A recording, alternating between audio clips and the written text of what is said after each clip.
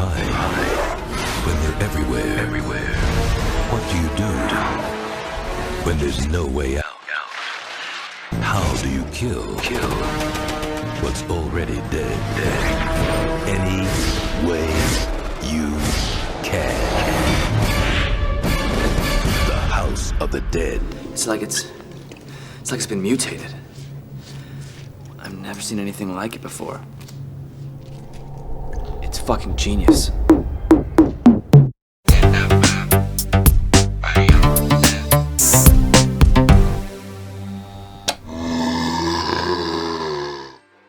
G'day there, my name's Chris. And I'm Nathan. And this is Cinema Biosis, the show where we examine the strange connections between a movie and other forms of media. And today, we're discussing the 2003 action horror film House of the Dead, based on the Sega light gun game of the same name. I don't know about you, Nathan, but I'm a pretty big fan of the House of the Dead games, particularly the first two. Yeah, the first two are great. The third one was alright, but then after that, I just never really played them. Please, help him! Don't kill me!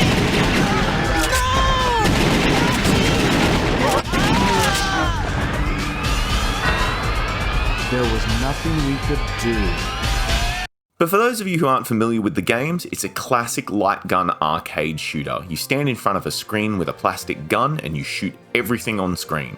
Once it's dead, your character moves to the next section automatically and you rinse and repeat. That's about it, hey? Yeah, well, you got to go under that curtain because it was pretty violent. You couldn't just have anyone watching. Oh yeah, the curtain. That was the big appeal of the very first House of the Dead, is that there was a black curtain around the screen because it was so violent the kids at the arcade couldn't see it. Which, I mean, was redundant because you would just literally go under the curtain and play the game. No one was stopping you. That was the game everyone wanted to play because it had a curtain around it. It was an absolutely amazing marketing idea. Oh, won't somebody please think of the children? But let's be honest here, House of the Dead wasn't known for its really complex plot or quality story writing. There's no way out, Kyrian. I must admit, I really respect your consistency. But you will never, ever defeat me! That's why it's so strange they decided to turn it into a movie, but it all starts to make sense when you know the creative team behind the project. Creative team. Yeah, inverted commas around creative. So House of the Dead was directed by the infamous German director Uwe Boll, often considered one of the worst filmmakers in recent years. So you have to really wake up and you have to see me what I am. I'm the only genius in the whole fucking business. Goodbye. How would you describe his canon, Nathan? If he can get the license to a video game, he'll make it into a movie, and it'll be nothing like the game. That's what he's most notorious for, is adapting video games into movies, and frankly doing a terrible job. But surprisingly, House of the Dead, which is his first video game adaptation, arguably verges on fine art, don't you think, Nathan? No.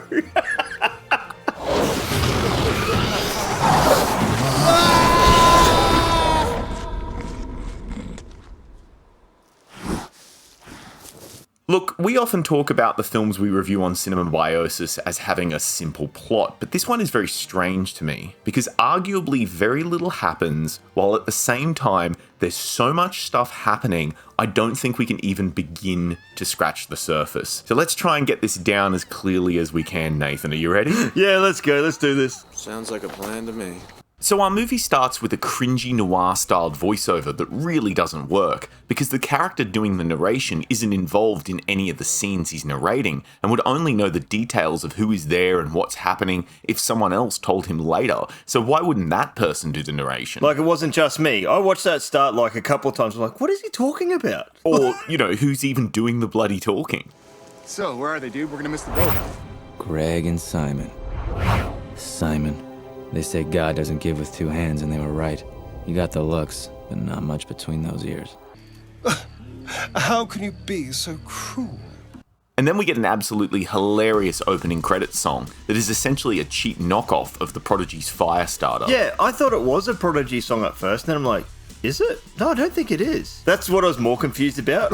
I was like, what song is this? Got the virus, can't be deleted. Penetrating, energizing. But look, essentially there's an island, and that island is called Isla del Morte, which means Death Island. Yeah, very scary. I'm not going. There's evil spirits on that island. You just get the deck lines and let me worry about the evil spirits, okay, Sally? But what's happening on that island, Nathan, that's scarier than evil spirits? Oh, there's this rave with like 30 people, baby. Unbelievable. It's going on a weekend. You gotta come. Well, there's a big Sega logo banner at the back of the stage. I was like, oh my God. Why did Sega sponsor what is perhaps the saddest rave of all time? 'Cause everybody hurts. But while this is going on, we have a cast of completely disposable characters trying to make their way to this rave of the century. But they've missed their boat, so they hire a smuggler to take them to the island. And that smuggler has a sidekick played by Clint Howard. How would you describe that sidekick, Nathan? Clint Howard, he is hamming it up so much. I don't know what he was going for. Forget it. That means stop talking, start walking. Why? Why? Why? They always ask why. Acting.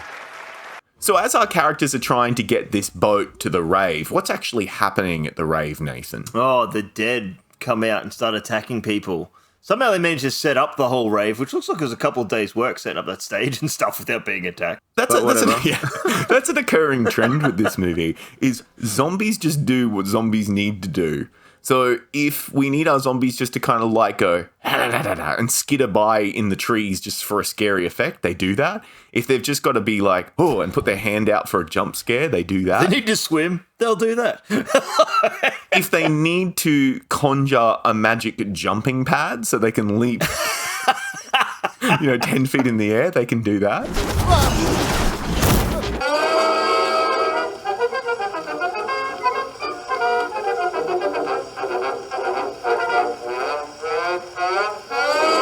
So our cast of disposable characters finally arrive, and they're so thick, they don't even realise something is totally wrong with the completely empty rave. You know, that empty rave just like pockmarked with blood-soaked clothes and stuff. Yeah, and ruined tents and all this stuff. And they're like, oh, there's still beer here. Great. And of course, in true horror film style, what happens next, Nathan? I mean, I'm going to stop asking you this soon because the answer is going to be the same every time from now on out. The zombies show up to move the scene on. So every 10 to 15 minutes from this point in the movie, zombies attack. This is the formula of the rest of the movie. Am I right? Yeah, you are.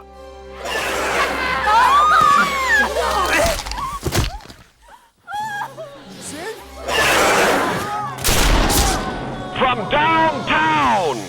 But honestly, we're making it sound more exciting than it really is. Most of the action scenes are pretty dull, if we're being honest, like the scene where the boat captain just listlessly shoots zombies.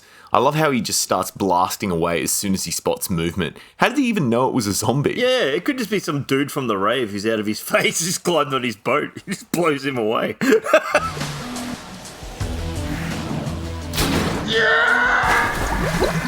But yeah, from here our cast of characters team up with the smugglers, the Coast Guard who are chasing the smugglers, and a band of survivors from the rave that includes our narrator. And it goes how you expect. Zombies pick off people until they're forced to take shelter in the eponymous House of the Dead, although it's not exactly as I expected. It's massive in the games. This one's like a weird little chapel or something in the middle of a graveyard. I don't know what it is. It's like a little wooden hut. Yeah, well, I wrote down here Shack of the Dead is the note I had. Yeah, that's it. I'm like, oh, is that it? Okay, cool. So our now massively bloated cast of characters fight their way inside in one of the most outrageous things ever committed to celluloid. And I don't even know where to begin with this action scene. It's glorious. That action scene is what makes this movie. Like the chick jumping in slow-mo for no reason, firing the shotgun while an axe goes flying past her and stuff like that. You're just like, oh my God.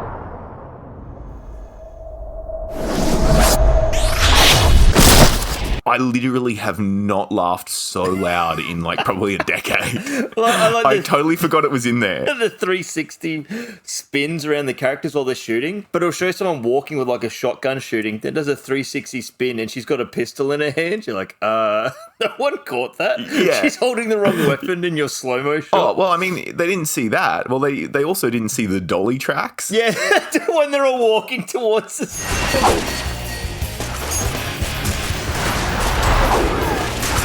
But eventually they get inside the House of the Dead and we learn the truth behind the zombies. Why were they made, Nathan? They were made by a guy who arrived from a Spanish galleon. Best I reckon the story goes, there was once some crazy Spanish padre. You know why I was banished from Spain? Your experiments are not of God. God. All we need to know is there's an immortal Spanish zombie, and he's just trying to put together people, I guess, zombies. He's doing experiments, who cares? Just hand wave it away. Yeah. It's all good, it's all good. I will never die. You think you can kill me? I will live forever. The explanation for why the zombies are there is so unnecessarily complex, and to be honest, it's just plain dumb, which is about par for the course for a movie that ends with a zombie sword fight. Yeah, I bet say it leads up to a sword fight where you're like, what?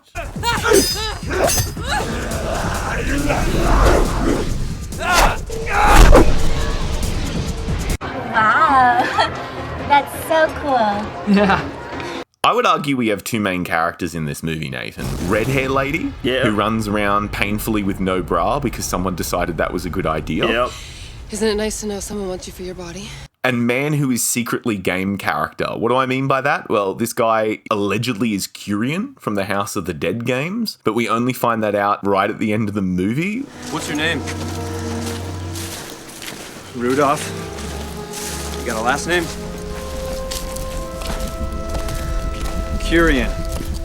Who? Which is dumb because it means nothing really in the context of the movie, only to those who have played the game. And I mean, it doesn't lead to anything even if you know who Curian is, because this guy is only Curian in name. It's like at least dress him in the outfit of the game character. To get to the clothing, why aren't the zombies dressed in era clothing if they're from like 100 years ago?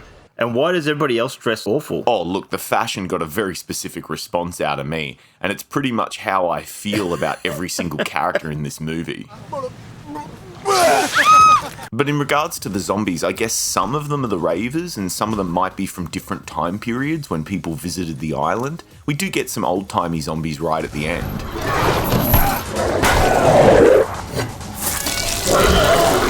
But yeah, the zombies are really inconsistent in this movie anyway, like we've already discussed, and they are zombies. That's acknowledged in the film. They even reference George Romero himself, the great granddaddy of the creature. Yeah, and they talk about his holy trinity of zombie films. I'm like, well, why you don't reference a better film series, please? Yeah, don't. as soon as I heard that, I was like, oh yeah, I could be watching Romero.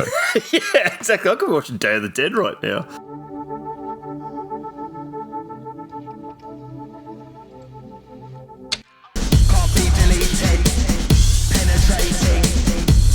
So we've spoken a lot about video game adaptions. Our first video was even about Resident Evil, and for the most part, video game adaptions aren't very good. I don't know if you would agree with that. No, there's very few that are good. Probably also because a lot of them are done by Uwe Boll. Oh, the vast majority of them statistically are done by Uwe Boll. So he's kind of like tilted the scale to bad.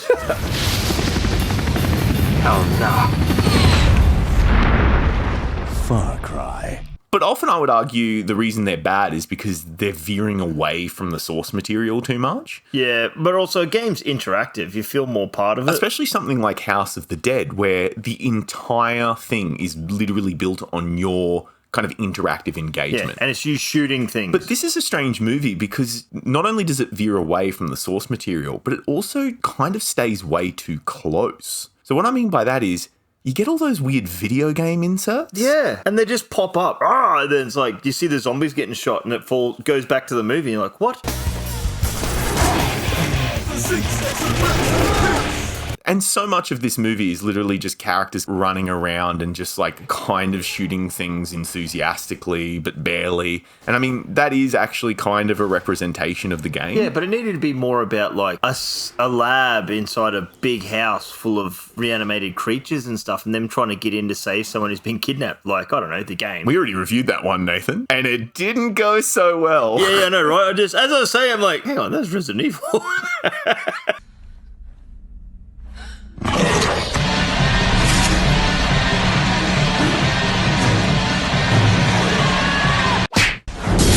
But a lot of people might be asking, how the hell did this get made? Well, I'm no lawyer, particularly no German lawyer, so I'm going to be quite broad here. Allegedly, Boll used to take advantage of a German tax shelter that would allow investors to get 50% returns on German film investments, even if they bombed. So essentially, making his movies were a really low-risk venture. Oh, okay. Interestingly, once that tax shelter was dissolved by the German government, no one would fund a Boll movie, and he was pretty angry about it. Yeah, he's like, and then my career is over. So here's Uwe Boll, and basically my message is, fuck yourself.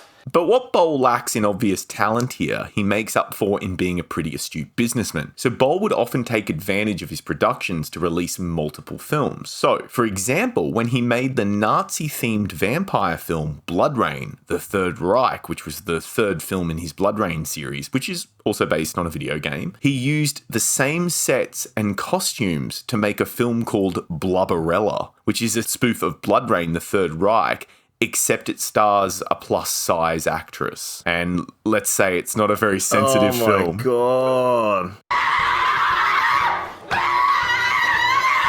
Like god. a caged rhino who hasn't been fed in weeks. And using those sets again, Boll created a drama film called Auschwitz, which is allegedly a serious exploration of the Holocaust. Oh, that man can't do serious. No, this is coming from the man who cast himself as Adolf Hitler in Blubberella. Oh no!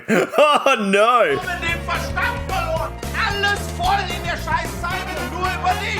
Well, Boll did the same thing with House of the Dead, releasing multiple versions of the film. Specifically, there is your normal House of the Dead, and then there's another version called House of the Dead Funny Version. Yeah, I'm pretty sure this is the funny version. Did we watch the wrong one? That's what I was going to say.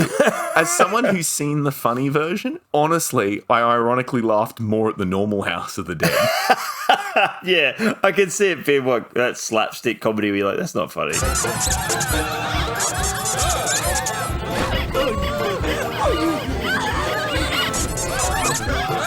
Well, the funny version actually starts with Boll being tortured for making such bad films, and his punishment is watching his own film. And I mean, that's a mildly amusing skit. That's kind of meta, yeah. Yeah, and when I saw that, I was like, oh, maybe this will actually be amusing.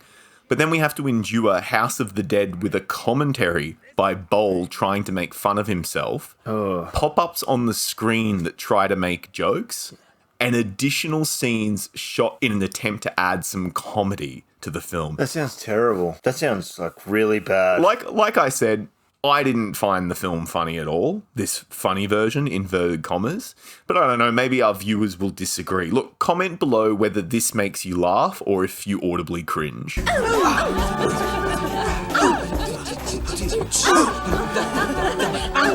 is everyone? Where is everyone?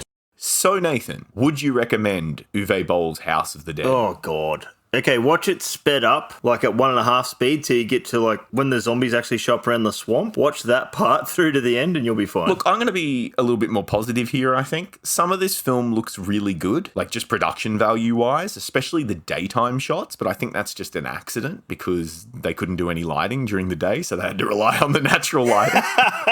Because I would actually look at some of those shots and go, oh, that looks quite good for a low-budget film. But in general, this is a bafflingly bad movie. And you know what? For that reason, I recommend it. Yeah. It's a good film to watch with friends. I don't think it's one to watch when you're alone, but you just got to know what you're getting in for. Don't try and strive for any kind of sense or logic. Just go with the flow and accept everything that's happening, and it will blow your mind.